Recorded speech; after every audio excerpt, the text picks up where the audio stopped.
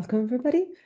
As Monty say, my name is Raffaella, and I look after creative agency engagement here at LinkedIn.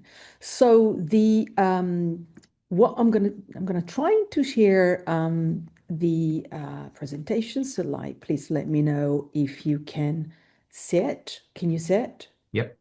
Yeah, fantastic. So basically, the purpose of today is one thing that we've realized, and we have some colleague at LinkedIn who are working for the LinkedIn B2B Institute.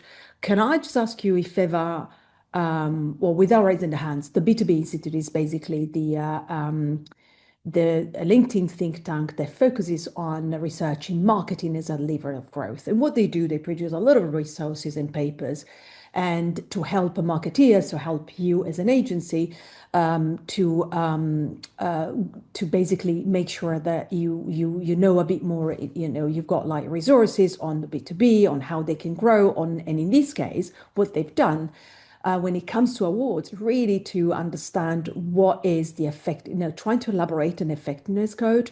The B2B Institute collaborate quite a lot with the with academics or with organization like Work, the Ehrenberg Bar Institute. So what we're saying is that what we are showing today, what we're taking through it, is very much a methodology. And I think that the reason why we put this together is because we know that when you are entering and submitting award winning, or like your campaign, it takes a lot of time. I come from creative agency, so I know a lot of time, a lot of energy to submit that. And above all, it's important to understand and to know what the judges, if you want, what they're looking for. So we're talking about Effie awards, but we're also talking about Cannes awards. And so, like what Monty was saying, is that today is very much about effectiveness, right? It's not just about creativity in isolation, but how we prove that marketing drives business impact, right? And so ultimately, it's about how we tell the story. Because the difference between good work, the amazing campaign that you work on, and award-winning work, it's not just the work itself, but the ability of articulate why, how, but also why it matters, commercially. So what we're going to take you through today is not just effectiveness thinking, but how to turn that into Effie and Cannes level cases that judges can believe, remember, and reward, right? So I'm just going to go, sorry, I'm skipping quite a lot. So in terms of like what we have in it as an agenda, what I'm going to walk you through today is we'll move from why effectiveness matter to into how to build it, and finally how to turn it into award-winning cases. So this is very much practical tools that you can, in a way, apply immediately, because the submission is are close. And I don't know about you, but when we headed to submit it, it was not probably one of our favorite tasks. I was more on the account side of business and account director, but I was working close with the creative and the strategies, and it was like a moment of definitely stress that you leave at the last minute. So, let's start with, creative effectiveness, with a simple point, which is creative effectiveness is not just optional, it's fundamental to grow. And I know that I'm talking to a room who totally understand that, right? And this is like very much of a busy and old, article, but it's actually an article that was written by the Ehrenberg Institute, again, showing that we collaborate, our LinkedIn B2B Institute, they collaborate with academics and institute, in this case, the Ehrenberg Institute for Marketing Science. And essentially the whole point of all of this is that we know that most marketeers underestimate how big the upside when it comes to, the investment on creativity is. We know that standout creativity or creative can deliver 10, 20 times more ROI than average work. So the conversation that we should be having with our client, and I'm sure you all have it's just very often the concept doesn't get through, is, shouldn't we invest in it shouldn't be more how we invest in creativity, but why aren't we investing more in creativity, right? So one of the things that, we're saying is that these sometimes it's even overlooked by some of the, organization like Cannes. So we have seen very much of a change of a trend recently, and it's probably kind of changing. But even award bodies like Cannes, they lost sight of effectiveness, right? So essentially, when you are thinking of submitting a new idea, when we're thinking of that, the what we need to ask ourselves is, is this creative going to be confusing, or is it going to help me in my brand building? Because what is important is that is the long-term growth, right? Because that's where we're generating mental frameworks for memorability. And very often, one thing that we see is that sometimes the award winning, we think that they are like the PR stunts, that they are like, the one off, but actually they might help us in winning. But the most important thing is like how you create longevity and campaignability, right? So um, I think this is like old news in a way. And I think that there might be, if we're looking at Cannes or the Effie, there might be a little bit of a recovery of these kind of crisis in creativity. But we know that B2B tends to be very much of a, it's not a place where the people think creativity can actually have a commercial impact, right? We know that 77% of B2B ads generate no meaningful sales impact. And so that means that, simply doing better creative than your category is already a huge competitive advantage. It's almost like invest in that because there is a huge opportunity in there. And I believe that if we're looking at what's happening recently, let's look at the B2B kind of award last year. There's been some kind of like dairy campaign. If we think about the GoDaddy campaign last year, the winner, or something like Vaseline Hacks. So basically, sorry, there was a, yeah. So essentially what we can do to fix that, right, is that we probably need to have a clear North Star. And in terms of like how we define good and how do we measure it, right? So one of the suggestion, and in our experience, in the experience of, I've done judging, but the LinkedIn B2B season have done a lot of judging. And essentially in our experience, one of the most important things is basically the story that you're telling, right? So standing out requires doing something different. So the insight should answer the so what's, should lead to differentiation. And if the story isn't explicit, the judge won't connect the dots for you. So what we're saying is that when we are in a sea of sameness, and if you with your creative idea, but also in the way that you're telling the story, you're standing out, it's going to help your case. And the way that it generally, the way that we measure, how brands grow, it's generally we are measuring the job that we need to do is very much growing we call it the salience of awareness ladder. So basically awareness starts, you start with the journey of awareness. Our job is to move people, to move, our audience down this ladder from the awareness going into familiarity, affinity, salience, and in the end, fame, right? And one thing that we need to see and think is like when we're an advertising agency, I'm sure there's a few in here. And when I was I worked in these three advertising agencies. There is a way that, you actually, the creative director, use to evaluate and, creative ideas.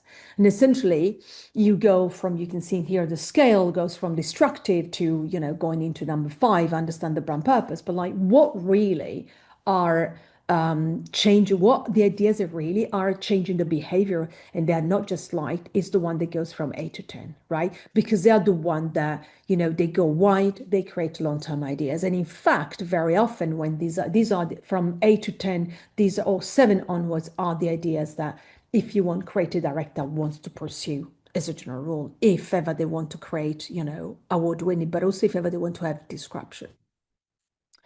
And we put these. I don't know if some of you have worked on Heineken, but essentially, the ladder of it changes. It's used by different agencies. In this case, the choice of Heineken, it was like to use a little bit of a more colloquial way of judging ideas.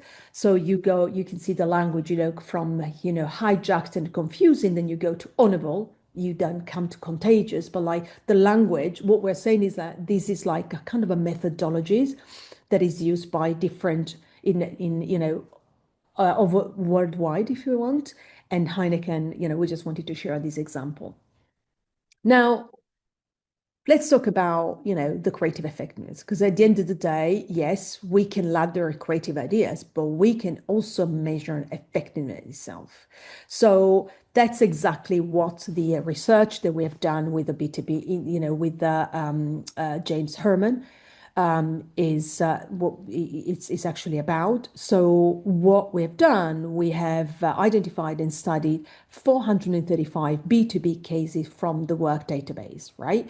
And based on that, because we wanted to understand what delivers creative effectiveness. And so this is basically the point of all this call, if you want. So they've written the B2B effectiveness report, and that's what we're gonna, quickly going through the key salient point.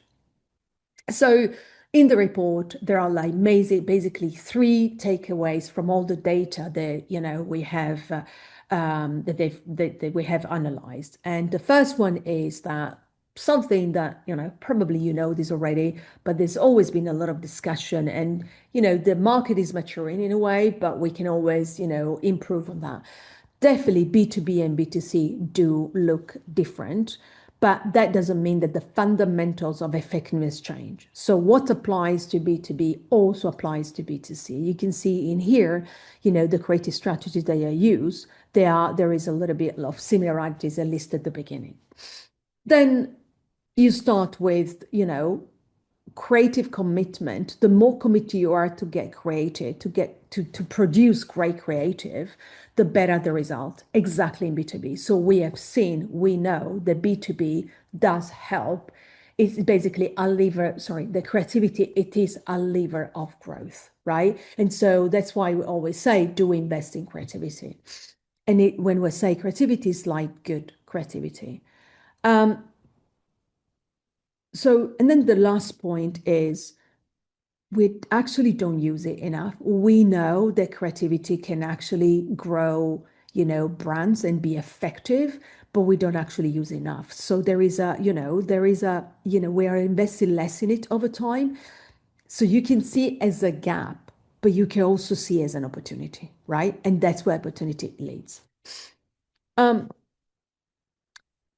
So what was the outcome, in a way, of this research, right? So what is it that, they found out? So what we've seen is that we've identified 6 lever of effects that B2B marketing produces from least to most commercially impactful, right? The higher up you go, the more durable and valuable is the growth. So we start from a response trigger. You can see, it's like lead generation campaign, sales, fame, but the where you want to be is in the strategic asset.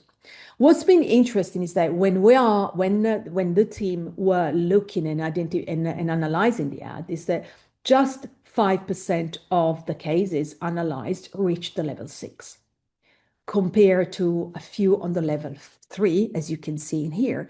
Now, basically, the reason why we're saying that the opportunities is huge is because 76% are at level 1, meaning they are into the response trigger lead generation. So you're very much bottom of the funnel, right? And so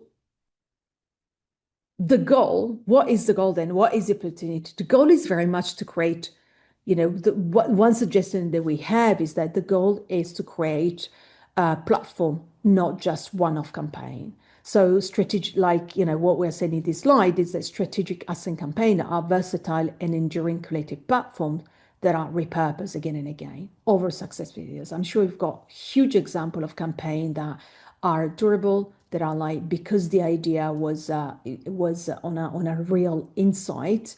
It's been campaignable and it lasts over time, right? And so Um, then it comes in a way to, so the goal, as we said, is like to create platform, not one-offs, but like, and also to create work that run for years and kind of like compound. Okay, so that one is basically probably, I'm not sure how breakthrough is it, but I will like to go through a process to then come to, okay, fine. Now, what does it matter when we submit our winning, our campaign? What can we do to make sure that we are selected? And that's why we're talking about the planning together, because effectiveness is not just created at the end, it's designed from the start collaboratively, right? So it's the way that you're thinking. This is like very much of a, if you want an old slide, especially today in the age of AI. And you may think, so what we're showing in here is that winning cases or like winning award, it means that you have a team. It's a team exercise and it's a team sport.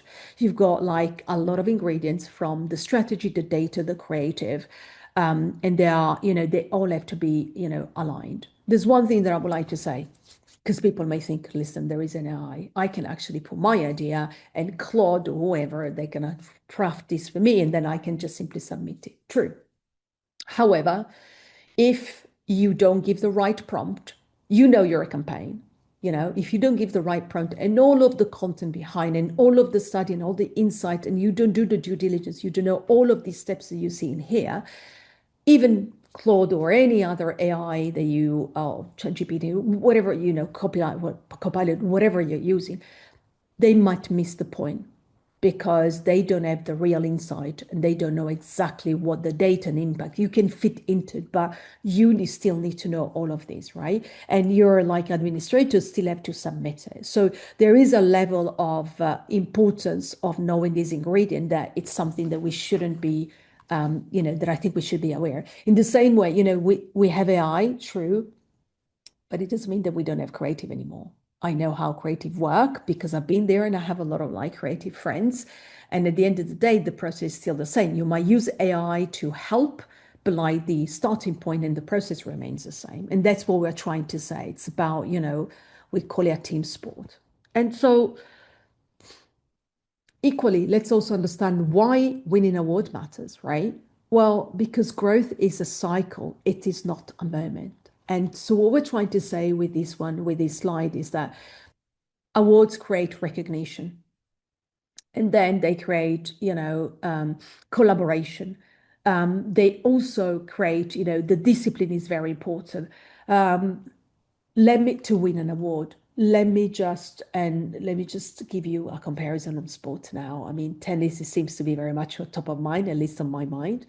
And you've got like talented people like a Sinner and an Alcaraz, but like talent, so an idea without anything, without the discipline doesn't take you that far. And that's the same with advertising. You've got a great idea, but then if you don't have the discipline of working in a team and also of the discipline of crafting and articulating the story together for the judge, you're not going to be able to get there. You're not going to be able, probably, you're less likely to get selected. That's what we're trying to say in here, right? That, award-winning, awards that help you with, they are the proof of the value that you brought to the business. They are industry proof of achievement, and they set standard. That's why, in a way, we are all invested in it, right? So having said all of that, now let's come to the important thing, which is basically the framing and the judges, how do you get into the mind of a judge, right? Of an award judge. These are people who are super, who are busy, who have got their executive, they've got their own work. They might, there are speakers everywhere. And they don't know your campaign. They don't know our campaign, right? So our challenge or like our objective is making sure that we help them understand and we make it believe to tell the story. And, I remember the last time that we submitted something, I was a VML at the time. I was the business director, but like nobody wanted to sit down with me to sit down to tell the story because the assumption is like, but we know the story, you know how to say, but actually it takes a team to really craft something that can be spotted and can trigger the interest of the judge, right? So essentially one thing that we're saying is that it's about, starting with the proof, start making sure that you've got the baseline, that you're talking about the change, and then you're talking about the business impact. And that's why we've got like these, what we're trying to say on with this slide is that we need to start with the proof. Is that now, people start with generally one thing that we have seen is that we generally start with what we've done, the channels, the formats, the activation. But like, to be honest, judges do not reward activity, they reward impact. And so the discipline is really you don't build up to proof. You start with the suggestion is that you start with the proof and build the story around it. So every great, award case really follows the same logic, which is where were we? What changed? Why did it matter to the business?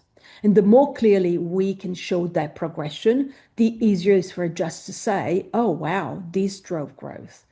I want to share another example because I think that knowing that, bearing in mind that judges are a human being is going to help us through the process.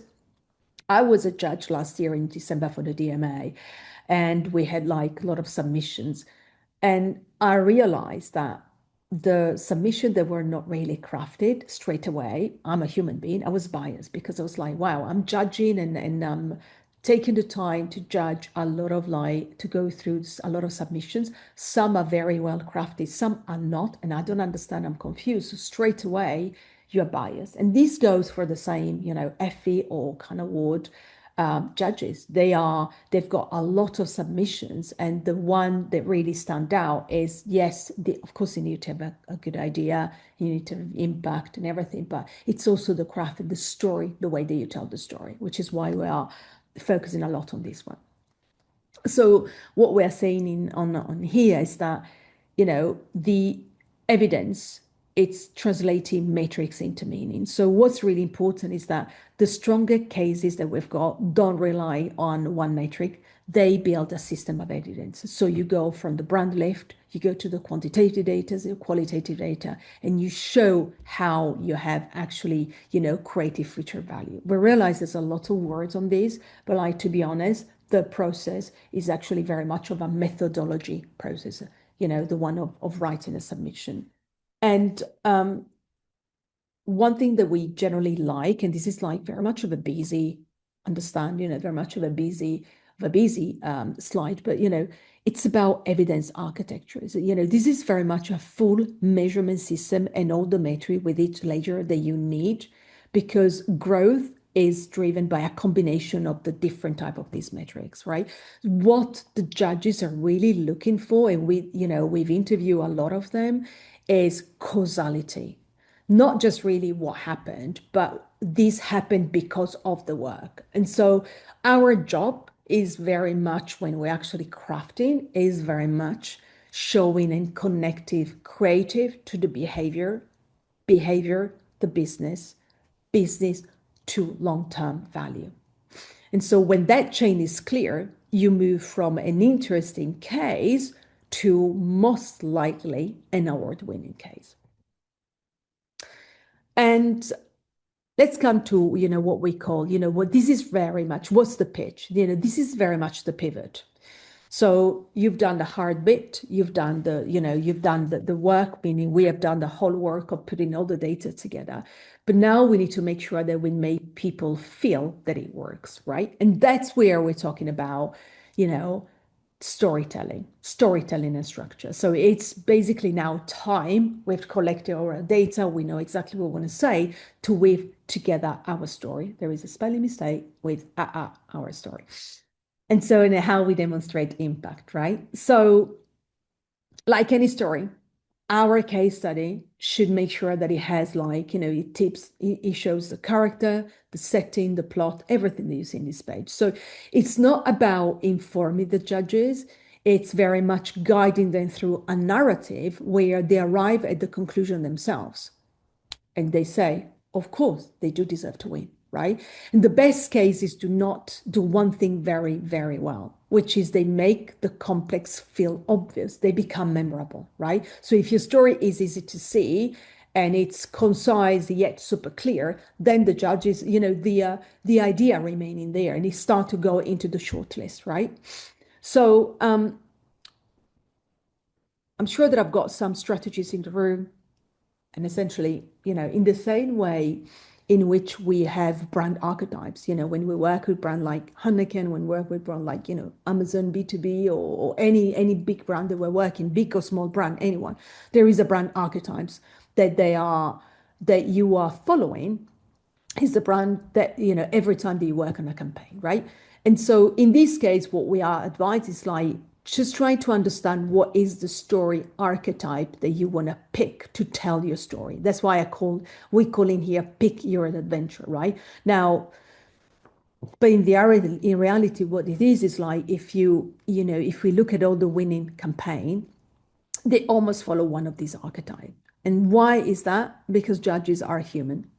And humans remember stories, not data. Data are important, but it's the way they tell the story is really important. So the question becomes, very much, what's your storyline? Are you overcoming a market challenge with your idea? Are you refining category? Just to give two examples, just to bring this a little bit alive. I don't know if you remember the B2B Cannes Lion Award last year, the GoDaddy campaign with the goggling for Aero. Anyway, it was like the number one, it was the gold. And that one was very much the campaign was very much about, he was talking to the SMBs and the imposter syndrome that they have, right? So they are entrepreneur, but they are figuring what they're doing. They're figuring what they're doing on the go. And so with Aero, it was all about, we got you, we can help you. So that campaign was very much on overcoming the monster, right? There is a fear, and what we're showing you is that we can actually help you. So that was the if you want, the archetype of a campaign. There was another one, I don't know if you remember, which was the Baseline hacks. I should have probably put some pictures in here would have helped. But Baseline hacks was essentially social. They went the social B2B. And what it was is that Vaseline decided, instead of inventing a new campaign, they realized that a lot of people on the internet, they were showing hacks of how you use the product. And some of them were a bit scary, right? And there was a bit harming. People were eating it, people were doing it for dodgy, purposes. And so what they've done, they decided to piggyback, if you want, to leverage that viral trend. And they decided to basically verify the hacks. So that was a great way of rewarding some of the creator in a way, but also of amplifying that existing trend. What that was in a way, it was very much on comedy. So the adventure or the archetype they chose was comedy, because some of the hacks, they were really funny.